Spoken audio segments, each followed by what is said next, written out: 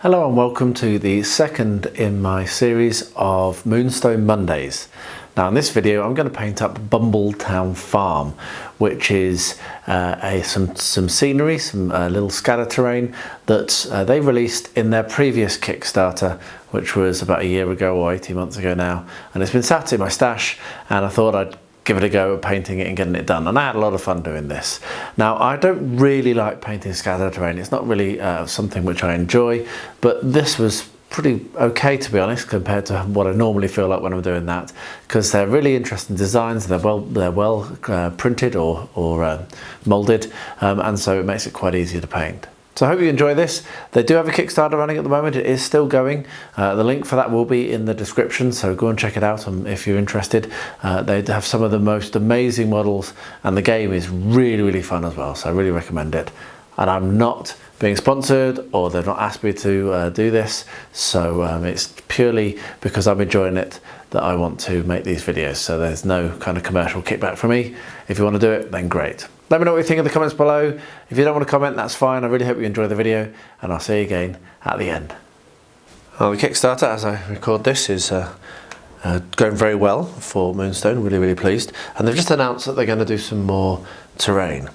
So I've just decided that I'm going to start on some of the terrain that was on the previous Kickstarter, and I'm going to try and get this done in a week as well. I've nearly finished on the Goblin airship, which I started a few days ago. So what I'm going to do, I'm going to very carefully wash these. So I'm going to get some very hot water, I'm going to put a lot of soap in it, I'm going to soak them, scrub them, and I'm going to make sure that I don't have the retreating paint problem that I had on the last one. So what we've got is we've got a couple of different things. And I've not actually really looked at this, so I might have to go back and have a look at some pictures. But here we've got a scarecrow and some fences. Here we've got a chicken coop, which is pretty cool. I'm really excited to paint these up. And here we've got a whole load of scatter terrain. So I'm going to take those all out of their boxes and put them in hot water and get them scrubbed, hot soapy water, get them scrubbed and then primed. And I'm going to pay more attention when I'm priming as well, because I probably should have noticed that the primer was also retreating and that would have triggered me to give them another wash. So yeah, and then when that's all done and primed, I'll bring you back and we'll have a look and see what we're going to base them on, and we'll get them painted up. So yeah, pretty cool. There's 3 boxes of terrain. This one is the one called Bumbletown Farm. There we go, getting a shot. So that's the one I want to do. So yeah, let's see how well this goes. Hopefully I can get this done in the next week. Right, so all these are now dry. There's little bits of sprue that need to be, little bits of stuff that needs to be cut up and cleaned off on the bottom of most of these, which I'm just going to do now. And some of these I want to stick onto a base. So particularly these, well, they do stand up, particularly will do once they're clean. They're a bit uneven, so I'm just going to put a little bit of a base on those, probably just a tongue depressor or something similar, or maybe a bit of cardboard, just so that there's a little bit of something for it to stand on. But I think everything else won't need it. Well, actually, of course, the scarecrow will, but everything else I think won't need to be based, apart from those things.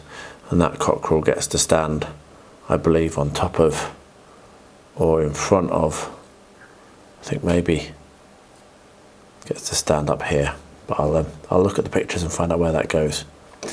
But first of all, it's going to be cleaning up and then priming. So I'll bring them up when I've done that, and also when I'm starting to do the basing on these things. So I've had a bit of a think about these fence sections. And what I think I'm going to do is actually use milliput to build up the base. So I'm going to mix up some milliput. What I'll do is I'm going to practice on this small one, and then if it works well, then I'll show you how I do it on those ones, and if it doesn't work well, then I'll show that it doesn't work well. But yeah, I just need to make it so that it's a little bit more stable, because it really isn't at the moment. You can see this one barely stands up, just about. And if you've got a totally flat table, if you've got any kind of terrain underneath that, they're just not going to be stable at all. So I'm just going to build out bit of milliput on either side, maybe 5 mil each side. But I'll get that done, do a test, and then bring you back and show what it looks like either way, whether it works or not. I don't know how well it's going to work, so I've tried it on this little one. Just going to let that go off and see how happy I am with it. I might need to remove it. But what I have done, I mixed up too much milliput as is traditional. So I'm just going to make a little mound. What I'm going to do now is push a hole in the middle of it. Like that. Pry it up off the surface. And that then will be a base for the scarecrow, which is pretty cool. Right, I'll let that go off, bring it back, and I might do something different for these two. I might do something different for that one as well, because I don't think it's going to work. But hey, it's an experiment.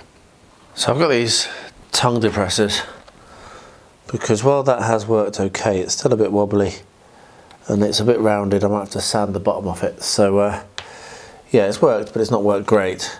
So what I'm going to do is I'm going to go back to the old lollipop stick, not tongue depressors, lollipop stick trick, which I think is going to be a bit better. So what I'll do is I'll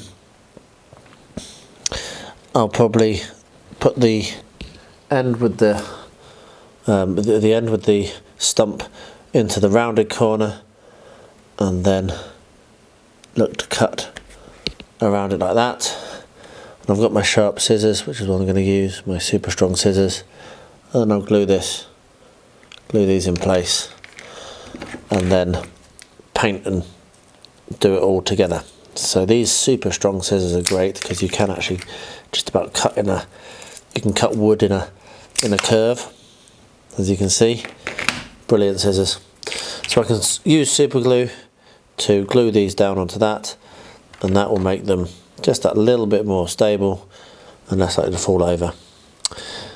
So yeah, I think that'll work. I'll bring you back when I'm painting them, which will be probably maybe even tonight. I might start painting some of these. Well, that was a real pain to prime, and I realised that I've forgotten to do a step that I normally do, which is just to stick these two tongue depressors, which means I've got something to hold on to and helps me with the painting process. So I should be able to stick 3 of these smaller ones per tongue depressor, and the bigger ones I might do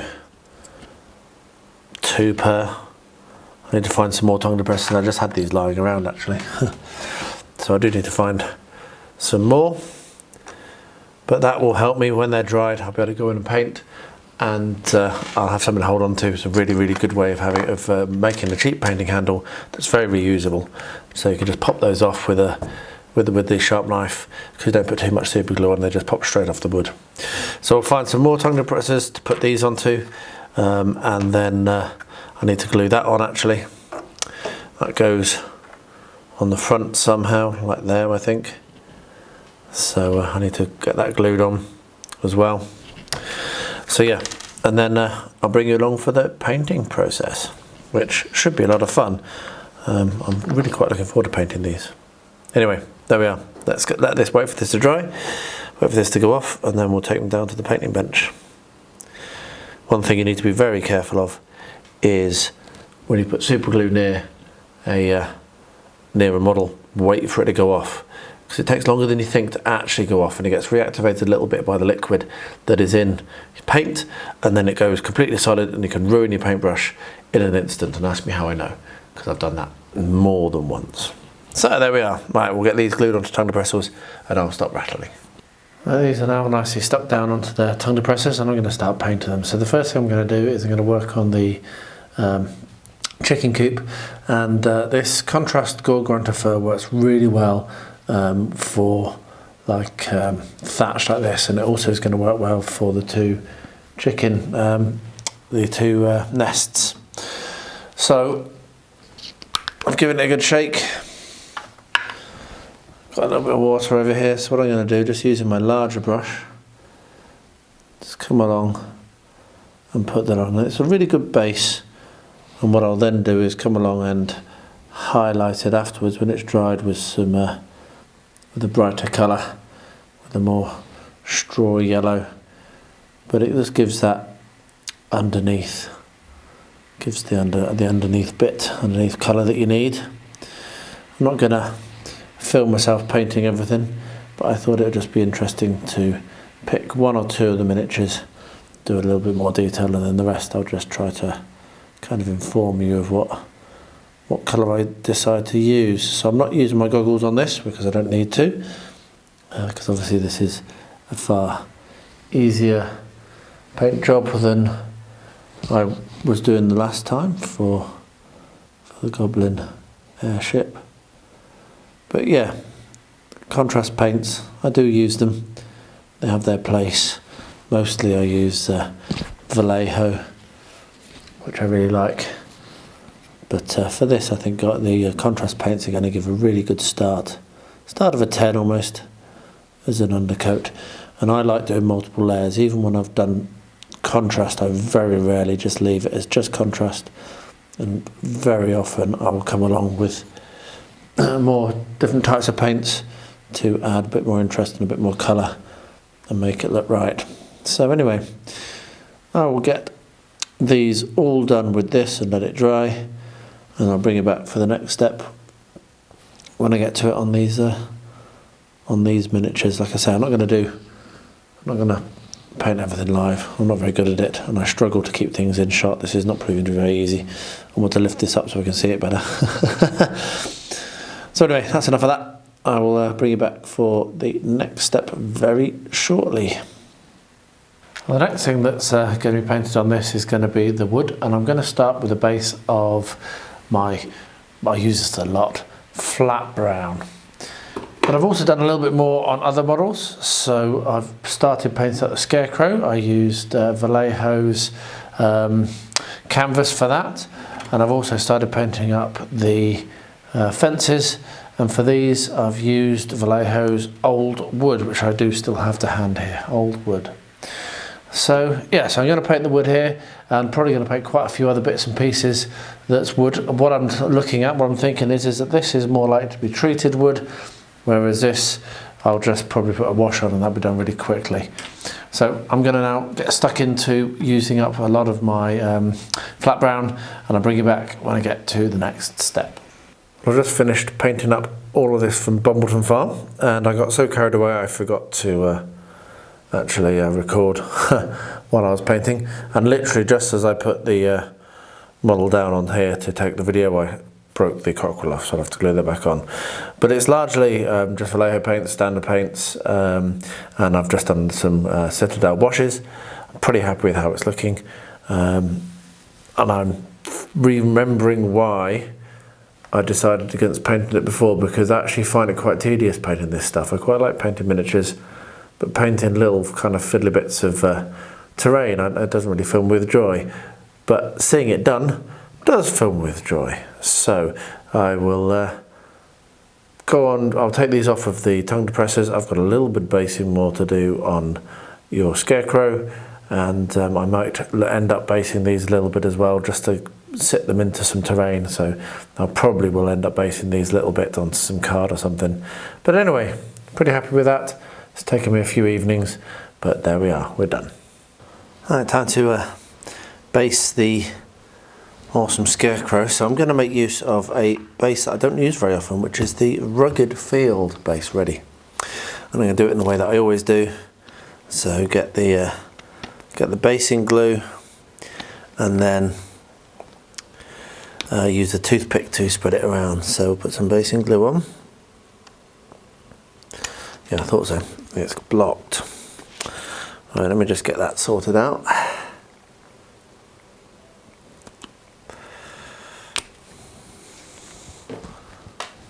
There we are. Right, so now I've unblocked that, I can get my glue onto the base, like so. Oh, put too much. That was silly. Right, just dump it in, otherwise it'll just keep falling. Right, there we are. So I'm going to need to tidy that up, because as I've said a few times, this is latex based and it's super sticky, and it will just grab everything. So there we are, tidied that up. Right, so that's the base done. I'll let that dry and just clean the edges where it kind of seeped off a bit. There we are. So I'll let that dry, and then I'll seal it with some watered down PVA, and I'll probably lighten up a little bit with a bit of with some grass or something, because it's a bit dark at the moment. It's really not showing up very well. I've got very difficult lighting going on in here at the moment with the sun streaming in. But yeah, a bit dark at the moment, so I probably need to lighten that up. But bring it along when I get to that. Alright, so there's the scarecrow, you can just about see it. And what I've decided I'm going to do is I'm going to put some, this might be too small a brush actually, oh that'd be okay. I'm going to put some static grass, but just scatter it on. I'm not going to put it on everywhere. So I'm just going to drop some of this PVA, watered down PVA glue onto the base, and then scatter, as I say, drop some static grass on, which I've got here, and I think that will then give the impression of being in a hayfield and will look quite good. So just scatter the static grass on, knock it off, and there we are. So I'm pretty happy with that. I think that is going to be done for now, apart from painting the rim. And yeah, if I can get that, zoom it in a bit more. Get that focused. There we are, so you can see what that looks like. Pretty happy with that. I've also decided I'm not going to base the rest of the stuff, and I did manage to get the cockerel glue back on. So I think that's going to be a wrap for that. Pretty pleased, got that done in a week. And I'm going to do Boris next week and potentially try and keep this going. Actually, I'm really enjoying it, having a little challenge, one a day, one a week, or one set a week is a really good challenge to keep me motivated. So yeah, I'm going to keep going. Anyway, there we are. We have based up the spooky scarecrow, which is also going to go into the Paint All the Minis challenge for this month, which I've not managed to actually enter one of those for ages, so I'm pleased about that. And finished up all of the Bumbleton Farm terrain. So there we are.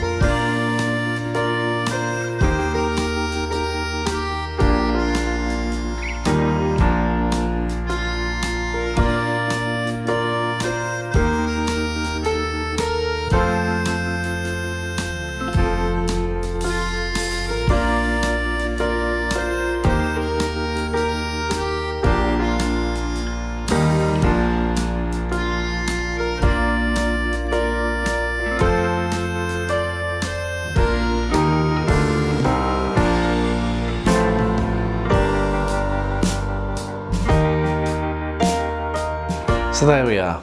For doing something that I don't actually really enjoy very much, which is, as I said, painting scatter terrain, I think they came out okay. Looking at the pictures, when you zoom in, you always see all the flaws, and there's probably a lot I could have done better. But hey, yeah, that is what it is, and they're going to look good on the tabletop, and that's what matters. And the thing that I was trying to show off here wasn't my painting skills, because they're nothing to really write home about, but it's more the fact of how good the sculpts are, and they are really, really good. Anyway, thank you so much for watching, particularly if you made it this far. I really appreciate it, and if you've left a comment, that's awesome, but if you haven't, that's fine as well. Go and check out the Kickstarter. It's running at the moment. They're just past 100,000, which is really, really awesome. Lots of stretch goals, lots of cool things you can get, so really worth checking out. And I wrap up by saying, as I always do, to everyone, please do stay healthy, stay safe, and stay well.